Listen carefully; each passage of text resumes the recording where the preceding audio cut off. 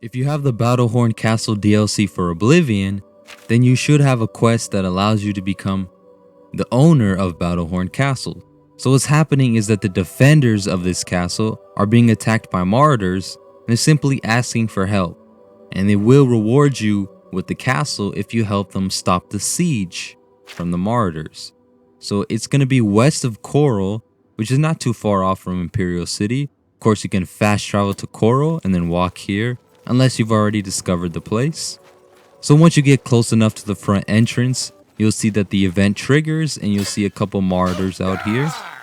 Now it is labeled as a siege, but in reality it's not really much of a siege. There's only about 4 or 5 people that you have to fight, and they are pretty weak.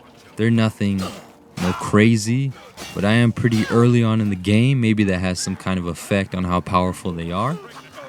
And here's a shield of the True Horn, which is kind of a symbolic shield that the True Horn uses, and the True Horn people are basically the ones who guard the castle here. So of course, it's a really simple battle. Like I was saying, these guys are pretty underpowered, and this seems to be one of the worst sieges I've ever seen in a game or a movie. And yeah, that completes the fight. This is indeed a dark day for all of us left. But I thank you for risking your own life to help us. Here, take this. It'll tell you all you need to know. As the newest master of the castle, I bid you welcome. So after completion of the fight, you go ahead and talk to one of the guards, and he will give you the will of Lord Kelvin. Basically, it's a long document if you want to read it, but it states that whoever has his will be the owner of the castle. It's basically like the deed to the castle. So once you get this, you are officially the owner of Battlehorn Castle. Now I want to give you guys a little tour of this place because it is pretty huge. There's a lot of rooms, and starting off with that, it has its own gate, which is awesome. It's actually functional. I wonder if there's going to be people trying to attack you, trying to siege the castle while you're the owner. I'm not sure how that would work, how they would contact you. Like, hey, your castle's being sieged right now. We need you. But yeah, so here's some dead guards up here. It's pretty sad.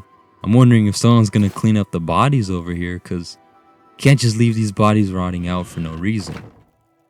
So here's the upper part of the castle, of course. This is where you will have your guards looking out, making sure there's no trouble out here. And yeah, I'm on the roof now. Great spot. Vantage point for bow and arrow. If that's your forte, maybe you can get your guards to do that. That would be pretty awesome. So here's a trapdoor. Nice little room here. And quick little fun fact is that it actually connects to the inside of the actual castle. So it's quick access to your security from the top of the castle to inside. It's a nice little exit point there. And over here we have a forge and all this stuff. But of course, this is not Skyrim, so you can't use the forge. You can't make anything. But here is the Blacksmith House. And we have Niels over here who can actually repair your gear for you. I can fix. Since he's a blacksmith, I kind of assumed that he would have some kind of, he'd be a vendor you can sell with him. But he only repairs, but that's still pretty useful anyways. And yeah, he has a nice little place here with his pet wolf, which is awesome. I wish I had a pet wolf. And he has some food, some flowers, nice little spot here. Looks pretty cozy, to be honest. And across the street from him, over here is a stable. So I'm guessing if you purchase a horse or you steal one, whatever you guys do, you can park your horse out here. Nice little spot within the castle. So nice safety. So now here is the actual castle itself, the main entrance. It looks pretty decorated. You have plants everywhere. I don't know why I have my weapon out. But yeah, you have your display case where you can put a sword, something flashy in there. Maybe put some statues around this place. It's pretty empty. And even has its own throne room, You can have your own iron throne. And upstairs is going to be a bunch of rooms and a little library. But as you can see, the castle looks like it's in pretty rough shape. But there's a reason for that, and I'll get to that in just a little bit. Show you exactly what's in this castle. Like, look at this room. Like, you have all these beds over here. you're gonna have some kind of massive party or hire a lot of people to work in your castle, which you can bring in a lot of company, and I'll show you exactly how. But you have this secret room. Thought it was like some secret, place with stairs, but it's just a cellar with some cheap wine. In such a fine establishment like this, you would expect at least some high quality wine, but it was just cheap wine. And this is my favorite part of the castle, the training room. It has a free bow and arrow, has some training dummies. Nice place, get your sword out and destroy some things. We have a bunch of other extra rooms. I mean, there's a lot of stuff here, guys. And this place is massive, so you can get lost here. But each end connects to each side, whether you go on the left side or the right side basement. And here's the south tower, which connects the main castle to the guard towers over here, which is, a nice emergency escape plan if you ever need it. But yeah, that's a quick tour of the castle there. But now I want to show you the really cool part of owning this castle. So you'll see that your quest has been updated over here for Battlehorn Castle. So the people who are attacking the castle have been defeated. And yeah, they've granted you the deed to the castle. And you learn that there's someone in the Merchant's Inn in the Market District of Imperial City who can help you refurbish the castle back to its glory days. So here we are in Imperial City, in the Market District, and this is the guy you need to talk to. Hello. Allow me to extend my congratulations on your daring victory.